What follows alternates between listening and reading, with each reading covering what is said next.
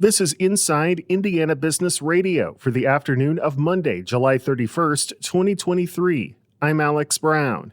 South Bend Youth Hockey is raising money to support an addition to the Icebox, a two-rink ice skating facility on the city's southwest side. Plans call for an additional ice rink, new locker rooms, and an expanded lobby allowing the Icebox to organize up to 26 tournaments a year. The venue currently hosts events for dozens of hockey teams and figure skaters across town and is a major destination for travel hockey, bringing 26,000 visitors to an estimated 22,000 hotel room nights last year, behind only Notre Dame football. South Bend's Redevelopment Commission agreed last week to put $2 million toward the project. Funds are still being raised, but for its part, Icebox leaders anticipate investing at least $9 million in non-city money for the expansion. St. Joseph County's Hotel Motel Tax Board also approved a $2 million grant earlier this year.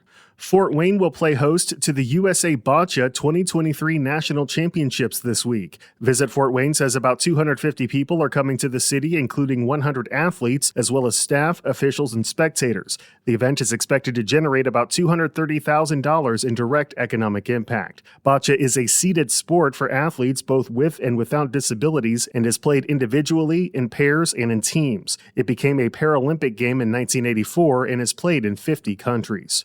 Jasper-based German-American Bank is reporting second quarter net income of $22.1 million, up from $20.8 million during the same period last year. CEO Neil Dauby said the results represent a solid second quarter operating performance, including a 2% increase in deposits and 6% increase in total loans.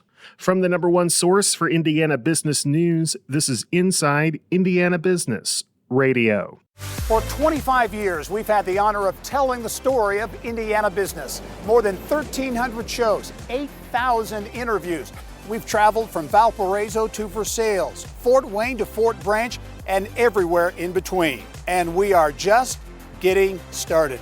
Our team is passionate about Indiana business because your story is worth telling. Join us every week as we travel the state to bring you Indiana's story. Inside Indiana Business, 25 years and counting. Boaters on Morse Reservoir in Cicero would have a hard time imagining the town of 5,300 in northern Hamilton County is looking for water, but finding new water sources is the only way the community will be able to grow. Cicero isn't running dry. The town has had enough groundwater capacity to support its current population and businesses. It's even prepared to service 2 housing developments under construction on the community's west side. However, without more water, Cicero could be left out, as development accelerates north along the US 31 corridor, and the town looks to expand west. Cicero leaders are searching for groundwater sources on the town's west side to complement 4 wells that draw from an aquifer on its east side. Morse Reservoir has been one of Cicero's defining features for more than 60 years, but the town cannot simply draw water from the lake to meet its needs. The reservoir is owned by Citizens Energy Group and supplies water for Indianapolis. Town Council President Chad Bluer said water is a tough commodity, and it will be something everyone in the county will have to address.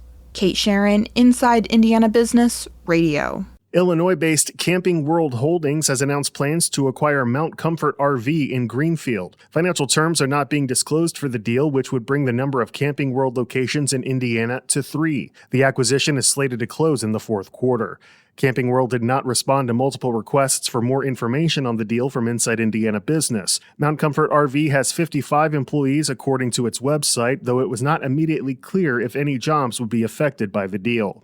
The 2023 Indiana State Fair is underway and expected to attract more than 800,000 people to the fairgrounds. The biggest addition to the fair is the new $50 million Indiana Farm Bureau Fall Creek Pavilion, which has transformed the former swine barn into a year-round multi-purpose venue that will host, among other events, the NCAA Division II Track and Field Championships in 2025. Executive Director Cindy Hoy. So it was purposely built and designed so that it can fit a 200-meter elevated indoor track into this space. So yes, NCAA, but also we've just formed a partnership with US Track and Field, and they're going to have coaches clinics and youth activities and all sorts of things that will be held in this space as well. The National Swine Registry will also host its annual swine show known as the Exposition at the Pavilion in 2024 and 2025.